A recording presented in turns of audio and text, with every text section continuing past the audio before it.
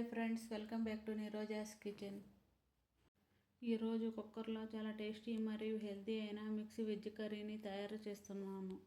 ఈ curry chapati, rice, రోటీ అన్నిటికీ super combination. ముందుగా స్టవ్ మీద కుక్కర్ పెట్టి 4 లవంగాలు, 1 దాల్చిన చెక్క, 1 టీ స్పూన్ జీలకర్ర, ధనియాలు, మిరియాలు, 4 ఎండుమిర్చి వేసి 1 నిమిషం వేయించి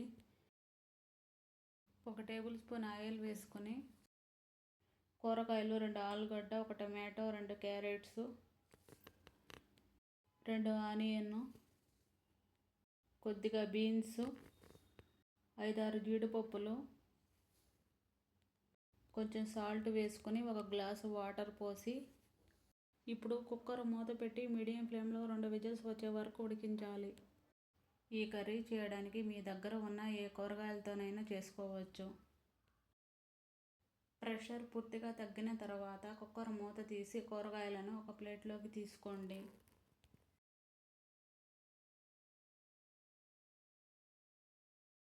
ఇప్పుడు కుక్కర్లోని వాటర్ని మిక్సీ జార్లోకి తీసుకొని ఇందులోనే ఉడికించిన టొమాటో, ఆనియన్ వేసి మెత్తగా గ్రైండ్ చేసుకోవాలి.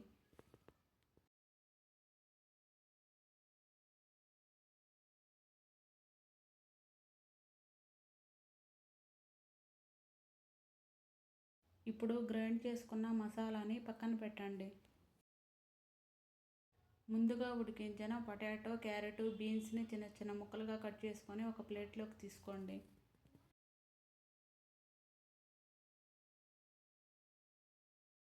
ఇప్పుడు స్టవ్ మీద ప్యాన్ పెట్టుకొని 2 టేబుల్ స్పూన్ల ఆయిల్ వేసుకొని ఆయిల్ వేడయ్యాక 1/2 టీ స్పూన్ ఆవాలు వేసుకొని ముందుగా ప్రిపేర్ చేసుకున్న మసాలాను వేసుకొని 1 teaspoon ginger garlic paste వేసి పచ్చి వాసన పోయే వరకు వేయించుకోవాలి. ఇప్పుడు ఇందులోనే తరిగిన కూరగాయ ముక్కలను వేసేయండి.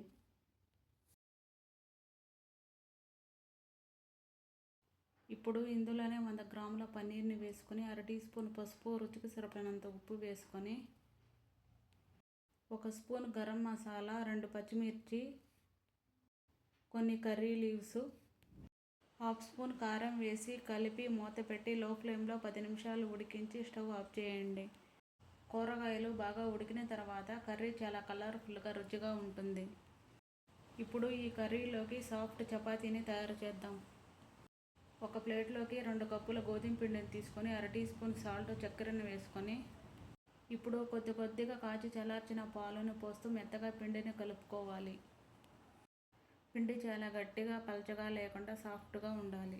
పిండిని బాగా కలిపిన తర్వాత నెయ్యి లేదా నూనె రాసి మూత పెట్టి 15 నిమిషాలు పక్కన పెట్టండి. ఇప్పుడు స్టవ్ మీద తవ పెట్టి వేడయ్యాక ఒత్తుకున్న చపాతీని వేసి ఇప్పుడు ఆయిల్ లేదా బటర్ రాసి 2 వైపులా బ్రౌన్ స్పాట్స్ వచ్చే వరకు కాల్చుకోవాలి. అంతే, సాఫ్ట్ అండ్ టేస్టీ చపాతీలు రెడీ. అంతే, మిక్స్ వెజ్ కర్రీని ఈ చపాతీతో తింటే చాలా రుచిగా ఉంటుంది. Healthy, simple and tasty recipe ఇది. ఈ రెసిపీ మీకు నచ్చితే లైక్ చేయండి, సబ్స్క్రైబ్ చేయండి. Thanks for watching.